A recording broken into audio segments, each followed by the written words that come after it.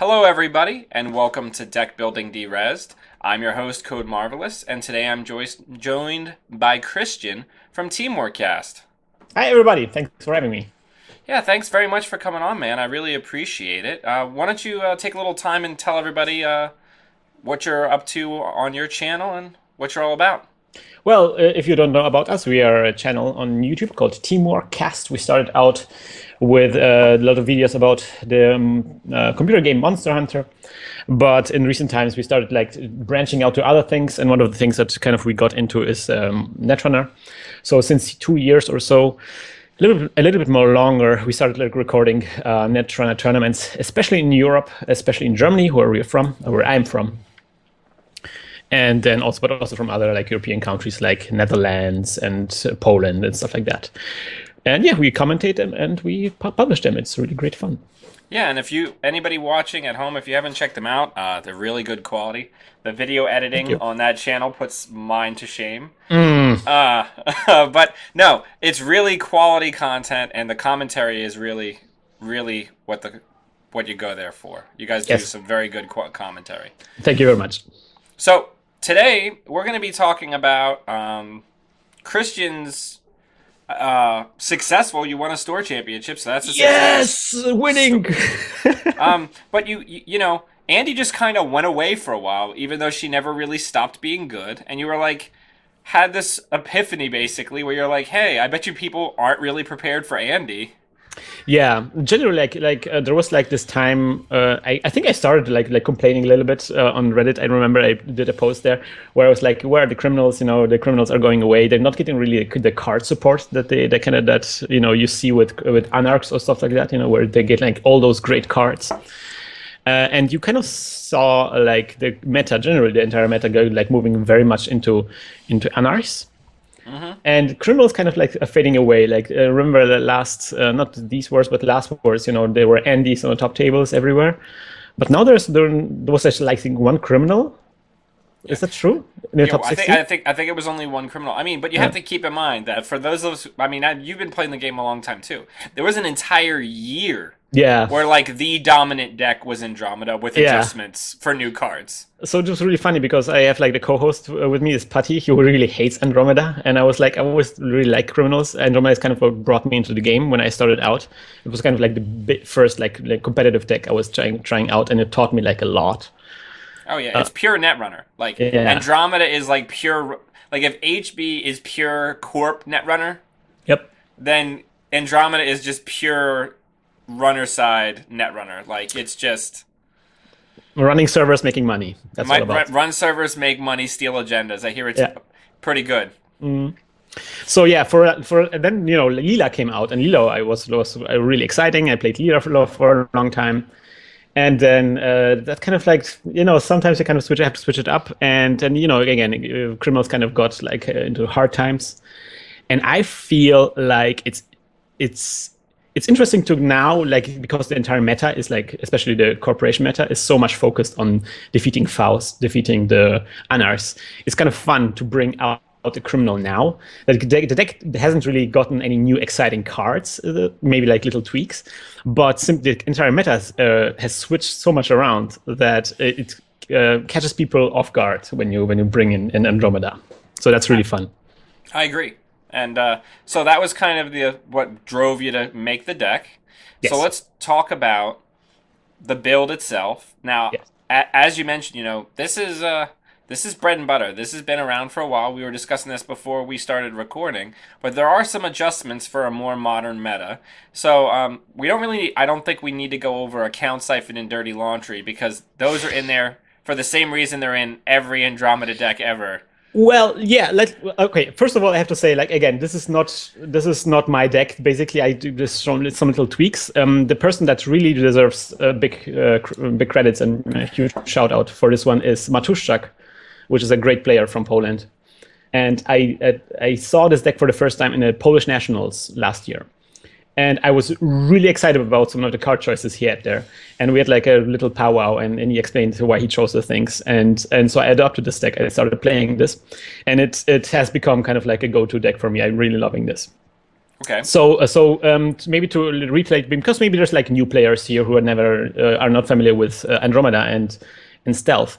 Basically, I feel like always there was like this idea among criminals to have this thing where you're running on servers basically for free, and you're getting money out of these runs even. So there's kind of like you're making money as you're doing runs. So it's kind of like, it feels almost like if, the analogy is there like a shark, a shark has to kind of swim to breathe.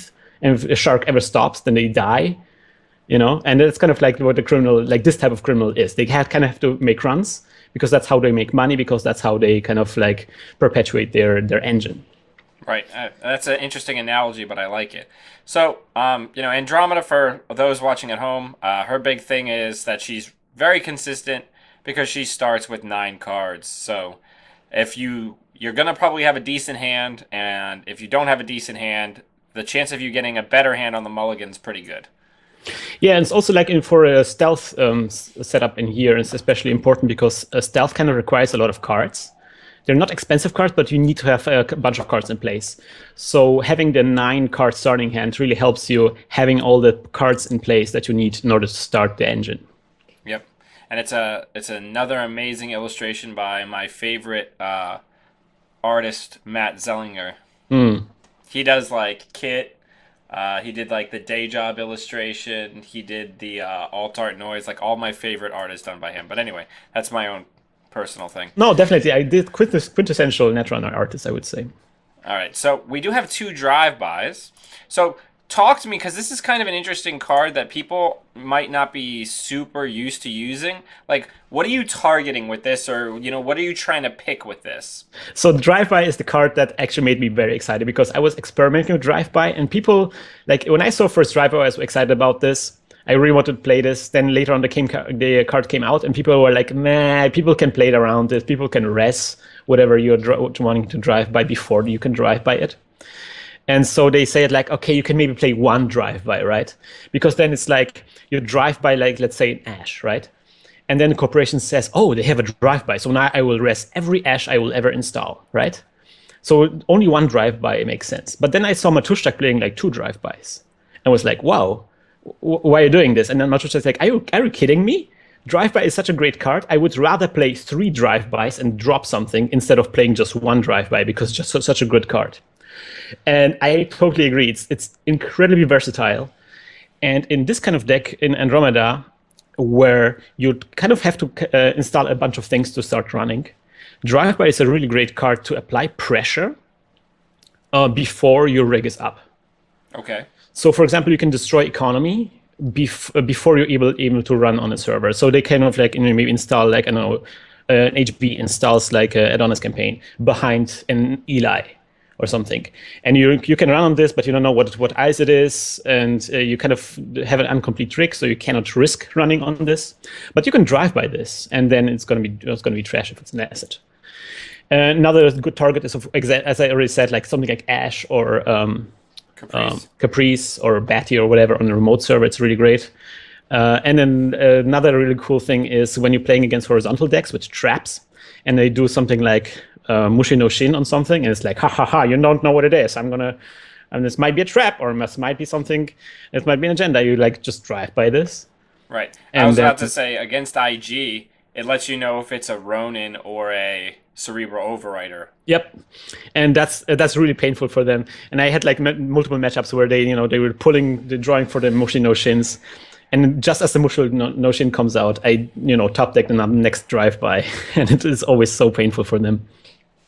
Yeah, it's just an all around. When it's an interesting card because in certain matchups it's so clutch, like it's so powerful. In the matchups where it's useful, it's really useful. The funny thing is, like with drive-by, there's always good targets for this in any kind of matchup. Even when it's like a regular,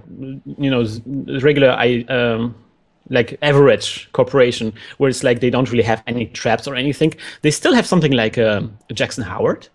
And drive-bying Jackson Howard is also so delicious because they instinctively want to res the Jackson Howard as a response, and you say like, no, I'm not running this. This is a drive-by. You can't res the Jackson Howard. It's just trash. Just gone. Yeah, it's just gone. And then suddenly their face gets like, oh my god, there's agendas in my discard pile. and yeah, that's always very funny. So we have 2 inside jobs, which does just fantastic. This is like classic criminal bullshit. Like yeah, definitely. It helps early on when you don't have the breaker suite to get into servers without a full breaker suite, and later on it helps you saving stealth credits for really large servers. Yeah, absolutely. I was gonna say it's something that when I used to run stealth, like it's such a crucial card to just save you when you need to make 2 runs in a turn or something. Skipping that big piece of ice or what have you on one server can sometimes mean the difference between 2 runs and 1 run. Yeah, definitely. It can be an incredible game changer sometimes. So we have Special Order. For the same reason we have Special Order in most criminal deck. It helps you get your rig set up. Yep. It's especially important here because as we later going to see with the breaker suite, we only have 1 off of 2 breaker types. So we really need to tutor for them very often. Yeah. So we have sure gambles. Not going to go over sure gambles. It's money. Criminals like money. Yep, especially on starting hand. 3 Desperado, I mean, it just goes into the ethos of what you were saying. We want to get paid for runs that cost us little or no money. Yeah, exactly. Little or no real money. Yeah, recurring credits. We're going to turn recurring credits into actual money. And it's kind of painful that MWL kind of like made us lose 3 influence for this because this deck got a lot more fragile because of this. But let's be honest, it's still worth it. Yeah, definitely. Because Desperado is still probably the best console in the game. Yeah. So we've got 1 HQ interface. So explain to me the HQ interface choice over the legwork, because a lot of these stealth Andy builds run the 2 legworks. Yeah. So I don't. So I feel like legwork is something that is I think a little bit better if you have something like same old thing. And this deck doesn't have same old thing. So I think HQ interface is a little bit better here. You usually do have the money to install the HQ interface because you're making a shit ton of money anyway. And it's just it fits to the R&D interface too. It's kind of like you have both interfaces and you can keep running on HQ and don't have like this one hit and then it's over forever. But you can just keep applying this pressure for over a longer period of time. And it's worth noting something that I was discussing when we had Dean on the podcast. Like having this on the table creates central threat in their mind. Yeah. So it makes their remote, generally speaking, weaker because they're thinking they have the HQ interface. Whereas normally we could be holding the legwork, but they're not necessarily thinking about it actively. Whereas if the interface is on the table, they're more concerned and they're maybe going to armor up or dedicate that extra piece of ice to HQ, which makes it so that they can't score and Yeah, like something that is worth mentioning, especially with Stealth Andromeda, is like the kind of like mental prison it creates for the corporation can be like really delicious, and I think that's kind of part of this, where the corporation has the feeling that whatever they throw in front of you, you just break it for no credits. So they kind of get at this point where it's like, why do I even bother? And having like a threat of HQ interface up there kind of can help like even increase this pressure, this kind of mental pressure on you. So you have 2 Plascretes in this deck. Yep. Would you make adjustments now that we're in maybe a less meat damage heavy meta? Yeah, this deck was definitely created in a meta where there was a lot of harpsichord kill decks. And I just really wanted to have like a good answer to this. You can adjust the Plascretes interface as you want. Like this is not set in stone at all. Okay, yeah. Because I when I was looking at this list, I was like, and then I looked at the date and I was like, yeah, we still saw like a lot of harp when this was going on. So we have 1 RDI. It's just solid, especially if you're making a lot of runs. Would love to have 2, but sadly, like the influence is just not there. Yeah. But there's a lot of card draw, so it's kind of like quite often draw into it. So we have 2 silencers. So this is our first stealth card that we're seeing. We have it as a 2 of. So this one can only be used on sentry breakers. Yep. There's silencers for the Switchblade because Switchblade is very stealth heavy, stealth credit intensive. I only have 2 silencers, not 3 silencers. And again, that was kind of like a choice by Matuszak, and he said like, no, 2 silencers, that's the right choice here. And I agree, because if you have 3 silencers, you can't actually break more code gates. each breaking of a node code gate sentry, each time you break a sentry, you need 2 stealth credits. So having like a third silencer doesn't really help you unless you have like some other sources for stealth credits. So I think like you can save the deck space here, and I think 2 silencers feel just right. Okay, I can get on board with that. That makes sense. Yep. So we've got 2 Earthrise hotels. Yes. Some passive draw. Yes, very important. Turns your economy, which you're getting anyway because you're getting anywhere for free, turns that economy into card draw. You need that card draw because you need to draw a lot of cards to set up your rig. It wouldn't be nice if there were 3, and some people would really prefer to drop some of the things I have in here for a third Earthrise Hotel. I won't blame them. The only problem with Earthrise Hotel, it's kind of expensive, so if you draw it early, and it's kind of like this problem, like when your economy is low, you can't afford to spend this economy on Earthrise Hotel because as you're drawing the cards, you won't be able to play those cards.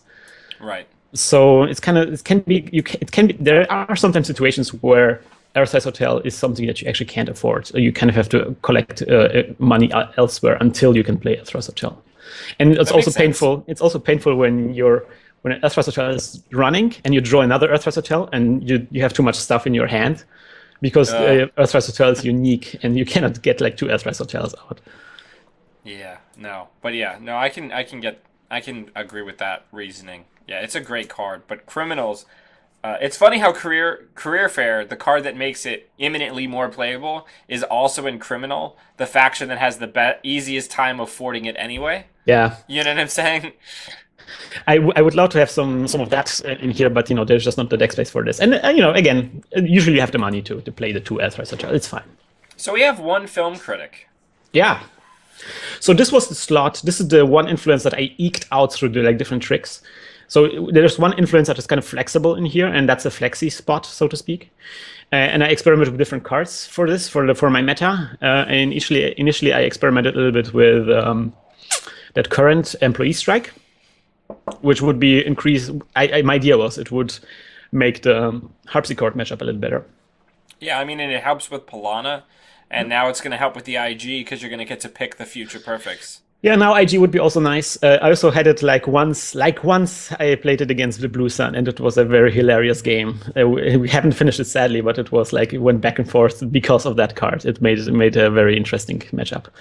But then later on, I changed it to Film Critic, and I did not regret it. Film Critic is enormous in here. There's sometimes that's just a great answer to really difficult situations, mid-season kind of situations, or Polana with Future Perfect, yeah, and that also helps a lot. I also had an experimental deck with the fabric thing with the new that just came out in HB. The Marrakesh fabrics. And it was hilarious because this guy was and then you cannot score this engine and dropping the Film Critic and running on this. Yeah, you're like, whatever. I'll go get that. Oh no! Yeah. What does that do in a criminal deck? It's kind of like a surprise for Andromeda deck. It's great. It's just a solid card. It's just a solid card. For an influence, I have to also mention because this is a flexible spot. This is something that we're going to get in a second here, but this could easily become a rebirth later on. Ooh, talking about some late cycle cards. Yeah. All right, so we've got 3 Ghost Runners because Ghost Runner's pretty good in stealth because it gives you 3 stealth credits. You have to have the 3 Ghost Runners if you're playing stealth. There's just no way around this. Yeah, it's just a solid card. It's immediate threat. You just put it down and you're like, hey, if I've got my breakers down, I can get in anywhere. You know what I mean? Yep. So usually Stealth Suite and Ghost Runner is enough to start running on stuff. Right. So we have 2 John Masanoris, which is another card back from the archives of about a year ago of Netrunner. Yeah, this is a good one. Again, you're drawing a card for the first successful run you do, which is the second draw engine. So the first one is Earthrise Hotel. That's the one that you play kind of when you maybe have the money, but you can't really afford to run on stuff. And John Masanori is the one that will, keep your hate engine fueled as you start running on stuff and doing stuff. Yeah, it's just a solid card, and you're gonna flip the switch on this once you can get in and make that one run a turn. Yeah, so one thing to consider is early on you want to face check a bunch of stuff if you can. So you have to be careful not dropping the John Mathenoid too early, because then you get tagged if you make an unsuccessful run. So I learned the hard way that there is a timing there that you have to keep in mind. Right. So we've got a Rolodex in here. Yep, that's a weird choice. That one is on me completely. I think initially in some kind of version of the deck, I even have 2 Rolodexes because I kind of like this. I think I had 1 slot once, and I thought like I'm gonna just try some random card out, and I chose Rolodex, and it turned out to be a really good choice. I thought it was a really good choice. So the idea is that you look at the top 5 cards, and then you can rearrange them in any order. And this is really cool for stealth, because you can like choose which cards you draw in which order, which, for example, if you cannot run on stuff because you don't have any breakers yet, drawing an account siphon is really painful, because that card will stay on your hand and you have to keep drawing more, and then eventually you will have to discard account siphon. That really sucks. So being able to draw the breakers first and then later the account siphon, that's for example a very cool situation. Or, for example, maybe you're against a kill deck and you want to really see the Plascrete very early. That's also really cool. The only problem with Rolodex is that it kind of slows you a little bit down. So it's not like Express Delivery, where it's like, Express Delivery is like this criminal card where you can get a card from the top 4 cards and then you shuffle your deck. 4 cards, yeah. Yeah, you kind of like fish out 1 card. But it's kind of different from this, where it's a bit slower than this, but it gives you a bit more than Express Delivery. And that's kind of like a subtle difference that is kind of very important to keep in mind. You don't get the card with a click to install, but you get to arrange a card so you know what's coming up. And that's kind of like an additional bit of knowledge. Kind of like you can make informed decision about what is happening. Let's say, again, you're looking for a breaker, right? And you have some tools, like Inside Job perhaps or something, to get into servers. But maybe there's like a breaker on top of your heap, right? So with Rolodex, you can find out, is there a breaker coming up soon?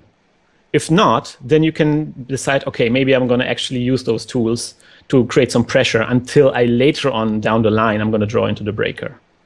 Right. Or, and there's also like a very cool little, every blue moon this happens. There's also like a cool interaction with Special Order, where Special Order shuffles your stack. So sometimes when you're about to assemble your rig, you're like, okay, I'm gonna get, I'm missing Kuroda and I'm missing Refractor, which happens a lot. Then you play a Rolodex, you find, let's say, Refractor, you draw the Refractor, and then you see that there is no other breaker coming up, so you can like Special Order to shuffle your stack. That's good. So you know that there's crappy cards coming up you don't really need right now. You can shuffle your stack, and so you have a better chance to getting cooler stuff. Yeah, that's good. I like it. So we have 3 security testing because money. Yes. Again, fits to this shark idea. You kind of keep running. You want to keep running and making money with this. Yeah. So let's go right to the pretty lean program suite we've got here. So we've got Kuroda. I hear it's a pretty good card. Yep. Sadly, we're just one of Kuroda because we just don't have the influence. Yeah, that makes sense. We have a Refractor, which is the stealth decoder.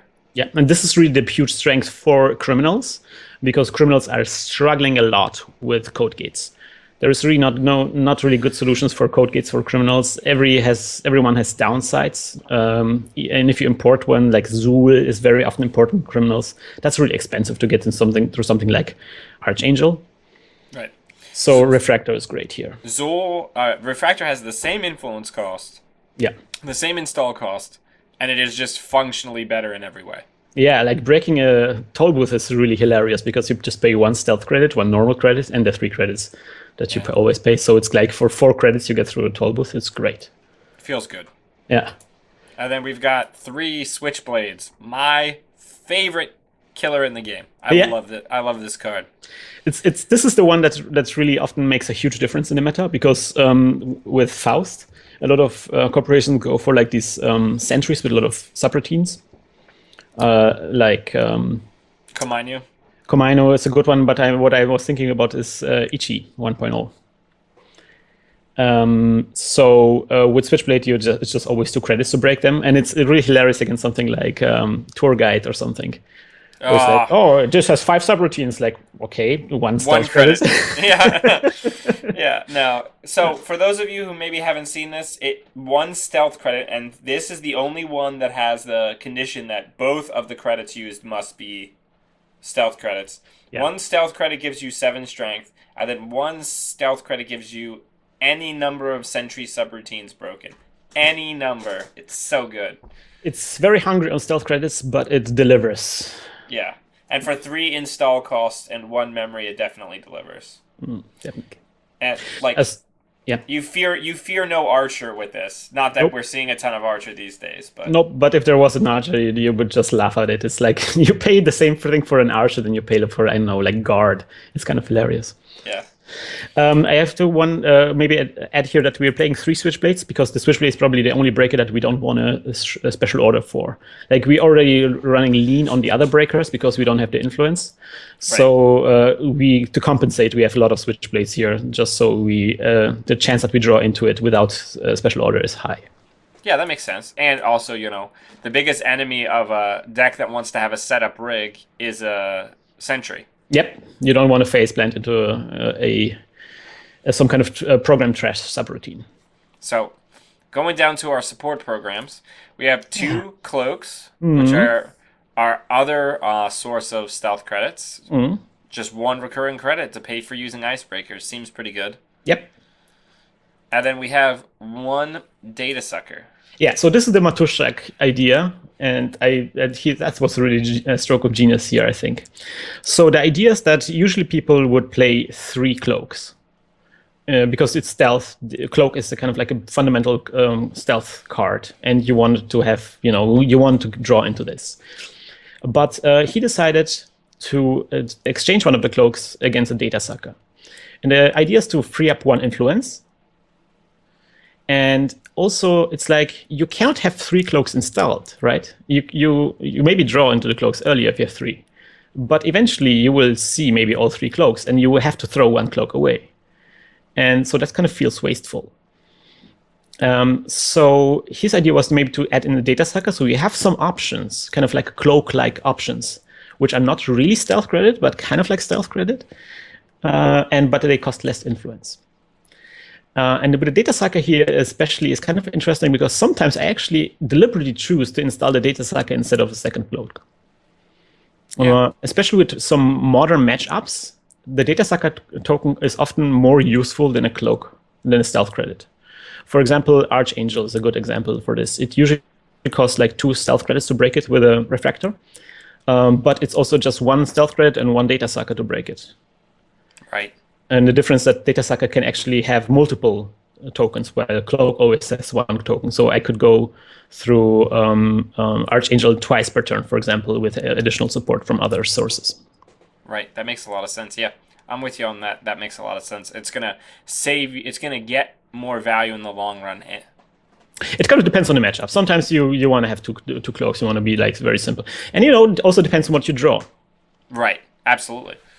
Yeah, I mean, this is a fantastic deck. It just looks super efficient. I've been curious and going back to Andromeda for a while, just because there's, whispers on the wind of the Faust hate, and people are really starting to tech hard against it.